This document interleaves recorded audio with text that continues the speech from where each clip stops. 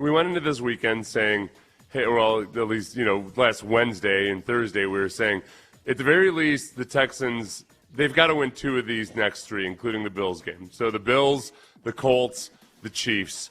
And the Chiefs, we were kind of torn over whether we wanted the Chiefs or the Colts to win. And I look back with a little bit of shame and disgust because at the time, honestly, what a bunch of sad saps we were because we thought, well, I don't know, the wild card is more attainable, so maybe I want the Colts to beat the Chiefs because then we'll have a better shot in the wild card. But then after the Chiefs beat the Colts, you realize, man, the Texans control. They're in the driver's seat in terms of can you surpass the Colts within the division? Yes, you face them twice. You're 2 games behind them, and you face them twice. Yeah, you control your own destiny against the Colts. The fly in the ointment is the Jags and their easy schedule, just sitting right there. That's the fly. Yeah. Look, if you watched that Jags-Cardinals game yesterday, which if you watch Red Zone like I do, the late window you pretty much get everything you need from all the late games because there's only 3 or 4 games. Trevor Lawrence sucks. Trevor Lawrence will find a way to lose one of these games that they're not supposed to lose. So I'm not super worried about the Jags. I'm just pointing out the math of the situation. Yeah. I was thinking about this morning multiple times. And I'm with you. Just to circle back to what you just said, I was on the fence about who do I want to win between the Chiefs and the Colts. And I thought the best case that was made for rooting for the Chiefs in this game was actually made by Super Chiefs fan Ron Hughley in the afternoon on Friday when I was listening to him. And he said, man, if you want to be a real team, you still want to attack the division. You don't want to sit here and concede, all right, well, we're going to be in the wild card. Because let's face it, the Chiefs win that game yesterday, as they did, and now, you're 2 games back. Like, this is a very attainable thing, and I will point to, and you've pointed to this via the probability percentages many times. Back in 2 years ago, when the Jags had like a 98% chance to win the division after beating the Texans in Week 12, that was the game where the Matt Amendola 58-yard field goal bounced off the crossbar to end the game, and the Texans lost 24-21. The Jags had, by the playoff percentages, essentially clinched the division that day. Air quotes around clinch the division. We know how it played out. They were identical records to what the Texans and the Colts have right now. Mm-hmm. Again, back then there was no team sitting in between the 2 teams, but on that day, the Jags went to 8-3 and the Texans fell to 6-5 on the season. That's where we sit right now with these 2 teams. And the Colts have the Colts. It's really interesting because I think anybody outside of Indianapolis has been pointing this out. Like, let's wait until after the bye week on the Colts because their schedule, it tamps up in difficulty. Their last 7 games of the year starting yesterday, the Chiefs, the Niners, and the Seahawks outside the division, and then 4 games against the good teams in their division, the Texans and the Jags. So we got to pump the brakes. The Colts are going to come back to the pack here, and Daniel Jones is starting to look more and more like Daniel Jones. That game yesterday, go find the yardage numbers in the fourth quarter. Daniel Jones generated 18 yards of offense starting in the fourth quarter. If they could have just gotten a first down to help out the defense, they get 1 yard. They went 3 and out 4 times to end the game. Mm-hmm. 4 times, 3 in the fourth quarter, and then 1 in overtime. So let's hold off. Daniel Jones is starting to. We're starting to see some cracks, some dents in the armor here. But I'll tell you what, Seth, that game yesterday, so I went into it, I begrudgingly rooting for the Chiefs. It's hard to sit and root for either of those teams in any material way just because I don't like either of those teams.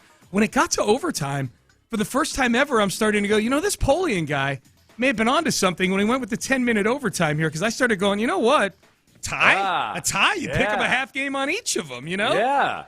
But alas, the Chiefs, Patrick Mahomes found a way to get it done. So the Colts game already, as we start talking about it this week, because it's very, very relevant, obviously, is that, for one, as Ross Tucker told us a couple weeks ago, I'm not 100% sold that defense is as good as they look statistically. So there's some potential there.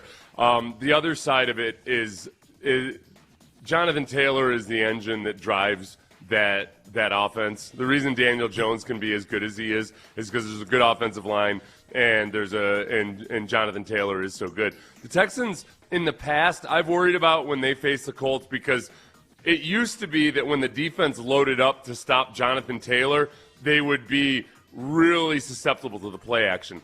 This year, they're one of the best defenses against play action in the league. To the point where, I showed you the one, or I think you saw the one clip I showed of the first Kalen Bullock interception. You look at the linebackers and the safeties at the snap. Josh Allen is under center. They're running play action. And all four across the board, the linebackers and Miles Bryant, the nickel at that point, not a single one of them budged. They just sat at 5 yards, basically like a nice play action, man. And then even further than that, you talk about D'Amico understanding tendencies.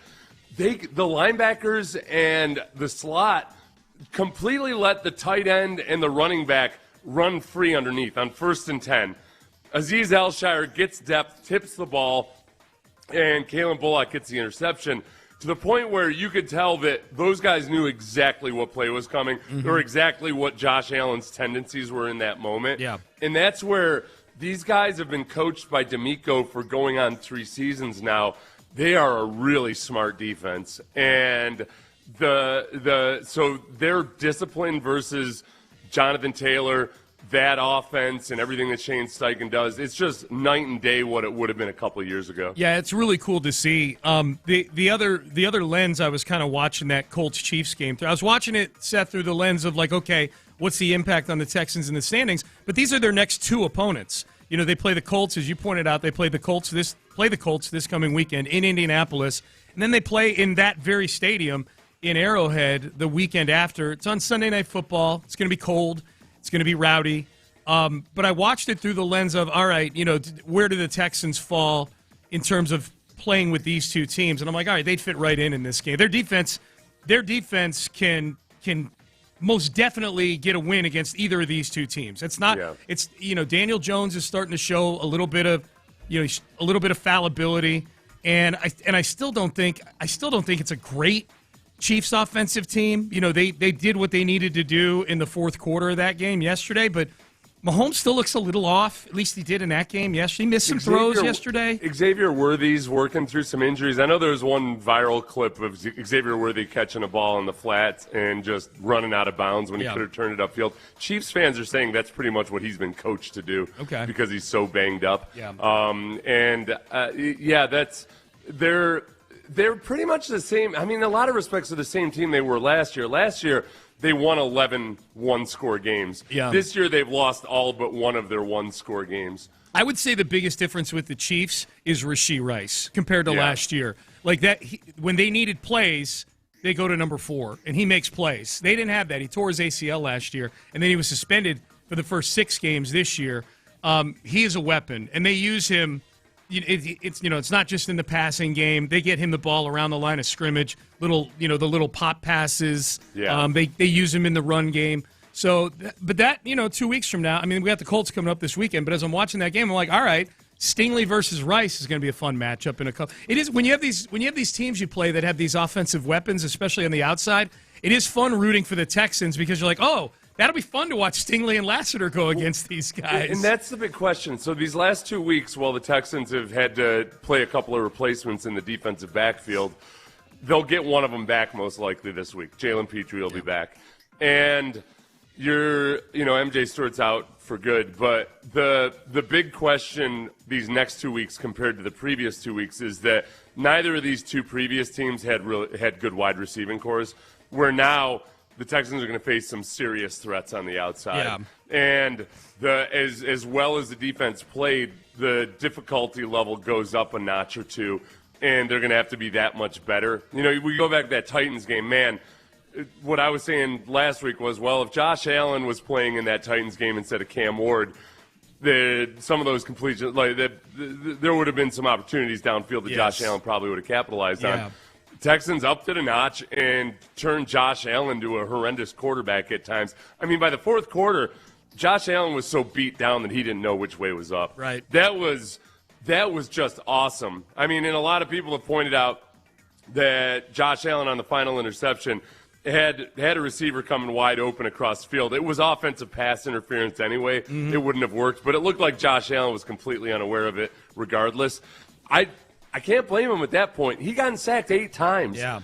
He really was a mess. And the funniest and the best thing about that game was so many times when I go back and I watch some of the great defensive plays, Josh Allen was about to pull it down and run for what he thought was going to be an easy 5 yards up the middle. Yeah. And a defensive tackle all of a sudden just shuffled into place. Like, Yep. those guys were very, very aware. There was another play, Sean, where Danielle Hunter, on one of Will Anderson's sacks, I can't remember, it was somebody got a sack.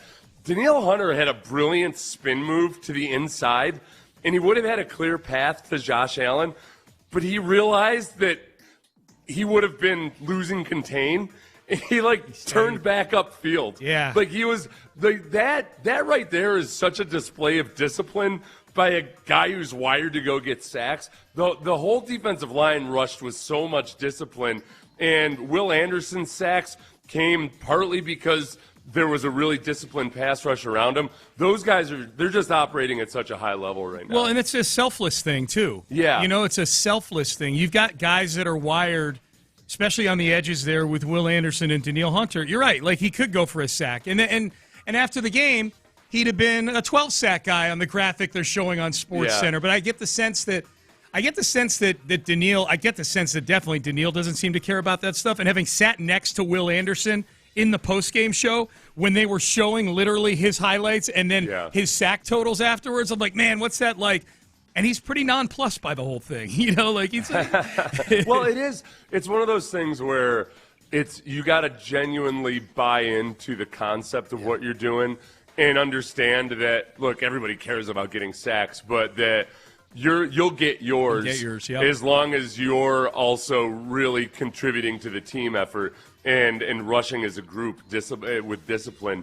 And early in the game, remember Will Anderson went inside once and Josh Allen seeped out, and I'm sure I wish he was mic'd up because I'd love to hear what he said on the sideline. He would have been very critical of himself, for taking that inside move, and you didn't really see many instances of that afterwards, including like the one sack that he ended up getting later on, the one that the play took like 12 seconds because he chased around everywhere. Mario Edwards almost lost contain, but just did enough to push Josh Allen to the sideline before he turned back in, and Will got him. Yeah, it was fun. We'll continue to look back at that Bills game on Thursday. We'll, in the next segment, the national perspective, how it's flipped on the Texans based on 60 minutes of football on Thursday. Yeah. We'll hit that. Texans right now are 3.5-point underdogs on the road. So basically, Vegas is saying that the Colts and the Texans are about equal teams. Yes. The Colts get that 3-point advantage at home. Yep. The Texans what'd they end up as 6-point underdogs to the Bills? They did. Yep. And there was no flukishness about that game. You do the box score math on that, and they whooped up on the Bills. They did. Well, I mean, look, if they do anything offensively in the second half, that's a 2-score win. The Bills game. Yeah, the Texans. I'm sorry. Yeah, the Texans. If the Texans do anything in the second half of that game, gotcha. If the Texans do anything in the second half of that game offensively, they win that game by 10 points. Like, they did nothing. They had 30-something yards of offense in the second half of that game. Can I ask you a question? Of course, Seth. Okay, yeah. I'd be shocked if you said no. I'm trying to figure out whether is this supposed infighting amongst Texans fans about whether C.J. Stroud or Davis Mills should be quarterback.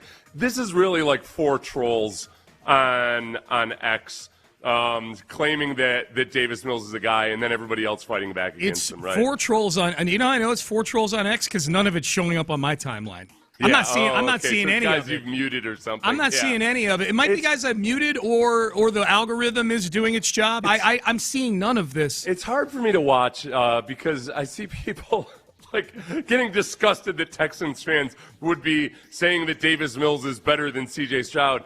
And I'm honestly not really seeing it other than a few people that are doing a really good job of engagement farming. Yeah, I get. Yeah. I mean, you look at the number of 3-and-outs the Texans have had in key and critical moments, and it's just with Davis at the helm. Davis has had a few really good quarters here and there over the last few weeks, and he's played. All credit to him. I think he's played way better than I thought he was going to. But there's nothing. If CJ had played these last 2 games, if that had been CJ out there at quarterback, you would be kind of concerned about the way CJ had played. 100%. Which is enough to tell me, yeah, that's not enough to supplant CJ Stroud when the guy gives a performance that you would have been concerned about if that was your starting performance. Versus one really bad defense and then one very questionable defense in the Bills. Yeah. I mean, the Texans have scored what? 16 against the Titans and 23 against the Bills. Right. 40 points over the last 2 games, basically. It's been kind of concerning. We need a better offensive output than that. I hate this conversation because, and again, I've not been privy to it. I've not seen any of it, but just you hear about it the same way you do, like, you go to your HOA page there and you're seeing things about parties on the other side of the neighborhood or whatever. I'm like, oh yeah, okay. They're not bothering me at night. They live all the way on the other side of the neighborhood. But okay, I guess this is going on right now. I hate the conversation because it takes what Davis Mills accomplished as a backup quarterback. Right. And it forces us to evaluate him like he's a starter. And the fact of the matter is, he did an A-plus job the last 3 weeks by backup standards. He won the game all 3 times. He was 16 of 30 against the Buffalo Bills on Thursday night. I was keeping a side list of throws that he missed that CJ would make early. He started out 3 for 12. CJ starts that game 7 or 8 for 12, and I'm basing that not just giving CJ shine because he's a better quarterback. I'm talking about the types of throws. Like, Davis missed some easy ones in the early part of the game. And the other part, too, is that, and this is, I think many of us, including myself, are guilty of this. Because there was such a malaise about the offense before C.J. Stroud got injured, I think that Caley is being judged over these last 3 weeks as if he's got his starting quarterback out there. Right. I've kind of consciously had to take a step back from any kind of real criticism of Nick Caley because I have to keep reminding myself, oh, wait a second. They're playing with a backup quarterback. Yeah. He had one really impressive performance 3 weeks ago against the Jaguars. But like this is an offensive coordinator with a backup quarterback. The thing I'll give him credit for is that the pass protection in that game against the Bills was the best it's been since 2023. 0 sacks. The pressure rate was the lowest it's been since week 5 of 2023. Yep. And there were some really nice moments where Davis Mills had a very clean pocket for many, many seconds and ended up making a completion. And I'll criticize them for taking this long to figure out exactly what the O-line should be, but I think they're onto something with the current version of it. Indeed.